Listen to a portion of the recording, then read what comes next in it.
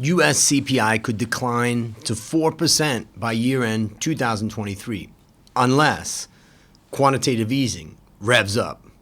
This is US CPI in 20 charts. So what do you think?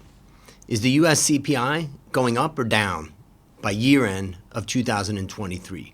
Welcome to the Become a Better Investor community. Let's get started.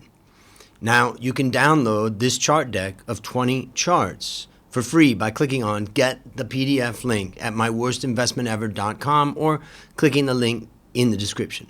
So February 2023 US CPI was 6%, down from 6.4% in January, and off its June 2022 peak of 9.1. Now, food accounts for about 13.5% of US CPI and was high at 9.5% in February. We can see food has come off of its also August 2022 11.4% peak. Now, energy accounts for only 7% of US CPI and was up by just 5%. Well, why is that? Well, that's because energy obviously peaked in mid-2022, and it was high as 40% or so at that time, and now we're back down much lower now. Now remember, when oil price rises, it causes a similar but muted response in the US CPI energy component. In fact, I just did a correlation between oil price and the energy component of CPI, and it's about 90%. So when oil goes up, well, that component of CPI goes up and CPI goes up, and vice versa. And finally, food and energy are a tiny part of US CPI. 79% of the weight comes from all the other items. I'll call them ex-food and energy items. Now, these non- or ex-food and energy items are less volatile, and total CPI is coming back down to the level of these items that make up roughly 80%. So this less volatile and slow to adjust group of products and services illustrates why I was previously arguing that overall CPI wasn't likely to come down as fast as it went up. Now, most volatility in US CPI comes from the energy component. Even though it only accounts for 7%, it is extremely volatile. And the largest impact on the food category is food at home, which accounts for about 8.7% of the total weight within CPI in the US, and it was up 10%, so pretty high. In addition, food away from home was also up high at 8.4%. Now, this is coming from supply chain pressures that are taking a long time to work through. So, though high, food at home peaked in August of 2022 at 13.5% and has fallen 3 percentage points. So food away from home never was exceptionally high, and as a result is slowly falling. So let's look at energy. Energy is 7% of US CPI, and it's broken equally into commodities related and services. Now, commodities is related to the oil and gas that Americans buy, and the services or energy services really is all about how the cost of energy feeds into the electricity that we buy to heat homes or factories and the like. Now, gasoline prices were the main driver, and at its peak, they were up about 60%. So this particular chart shows the big push that happened in gasoline prices. Now, Biden did a drawdown of the emergency oil stockpiles called the Strategic Petroleum Reserve, which he did back in November of 2021. That was just before the midterm election. Now, basically, in 2022, Biden released 222 million barrels throughout the whole period of oil from the Strategic Petroleum Reserve. That's a 38% reduction in the Strategic Petroleum Reserve, and of course, that helped the supply of oil in the market and helped bring oil prices down. It could have also helped the election also. Now, 21% of CPI comes from products like cars and apparel, which were up only about 1%. The cost of homes is the largest part of the US CPI at 34% of the total CPI, and it was up by 7.3%. Now, services excluding energy services is mainly comprised of this housing element that's called owner's equivalent rent. And it's kind of a made-up number by the Bureau of Labor Statistics. But it's slowly adjusting up as a result of the rise that we've had in home prices previously. And also, this accounts for 30% of CPI and will take months to adjust down. So though the commodities prices have come down for energy, it's not fed into the services, less energy services. And this, again, is owner's equivalent rent. It's still actually rising. So that's the reason why I was saying that accounts for about 30% of overall CPI. And that's the reason why I felt pretty comfortable saying that we're not going to see that CPI is going to come racing down, because that one continues to rise. Now, eventually, it's going to turn as housing prices have turned. So let's look at housing prices for a moment. Let's look at oil and housing prices, the two things that matter most here when it comes to US CPI. Oil price moved from $39 per barrel in October 2022 to $82 per barrel 12 months later. Now, the peak was about $114 per barrel in June of 2022.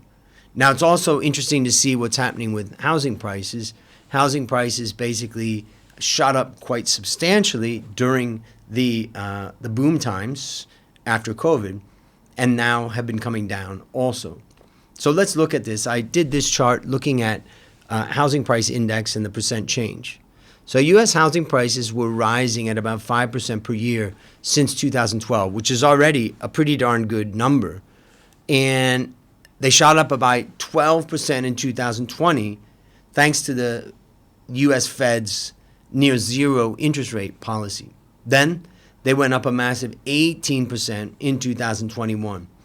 And then 30-year fixed mortgages hovered around 3% from 2020 to 2021. It's incredible how low mortgage rates got. I remember my niece locking in a mortgage at a rate in America just below 3%. I think she got 2.9%. And now mortgage rates are at 6%. So the rise in mortgages and the rise in housing prices is feeding through right now into owner's equivalent rent. And over the next 12 months, we'll start to see the fall start to come through. Now, without a crisis or an oil shock, by year end 2023, it looks like CPI could be down at about 3 to 4%. Why don't we say 4% from where it is right now at 6%. Now, here's the wild card. Here's a chart, and remember, you can download these charts by just going to my worst investment ever and just clicking on the download. But what I did is just show the Fed assets, and I show 1, 2, 3, 4, 5 attempts that the Fed has made to do quantitative tightening. In all 5 attempts, they've failed. Now, the most recent attempt is now, the 5th one. And what we've seen is they can't do it. And so with Silicon Valley Bank, there was a requirement that they buy assets of the banks. And these are treasury bonds, mortgage-backed securities bonds that they're buying onto the Fed's balance sheet. And now quantitative tightening is officially over. The Fed has made 4 previous attempts at quantitative tightening. Each has failed. And this week, they slip back to quantitative easing.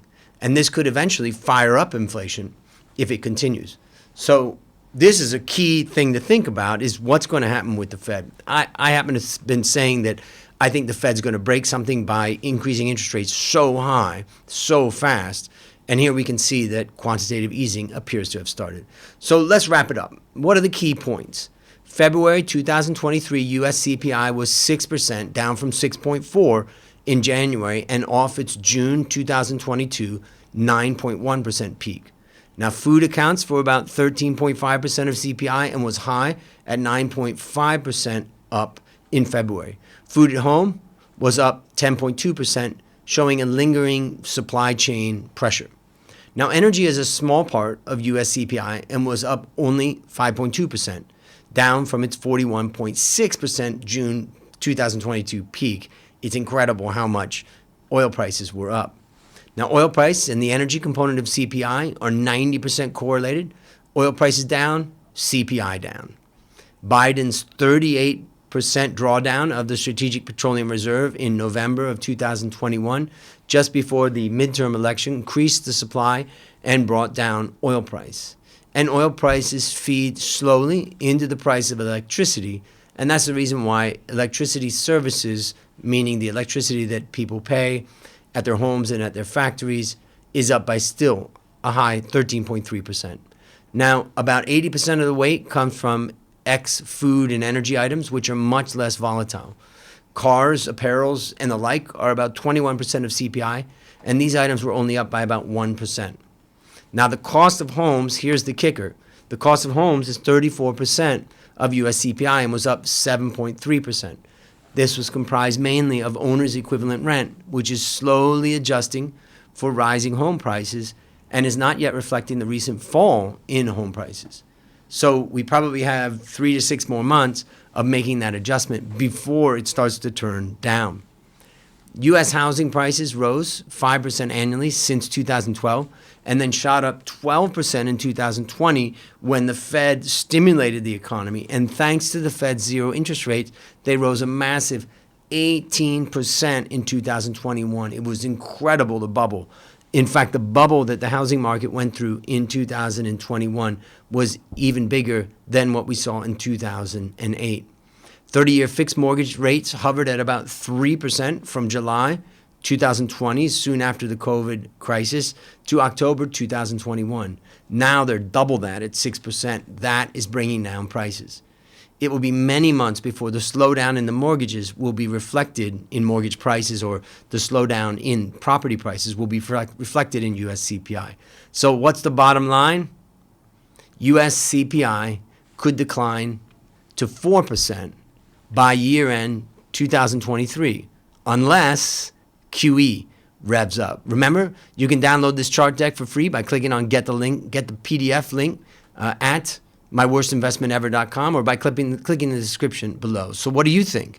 Is US CPI going up or down by year end? I'd love to hear your comment.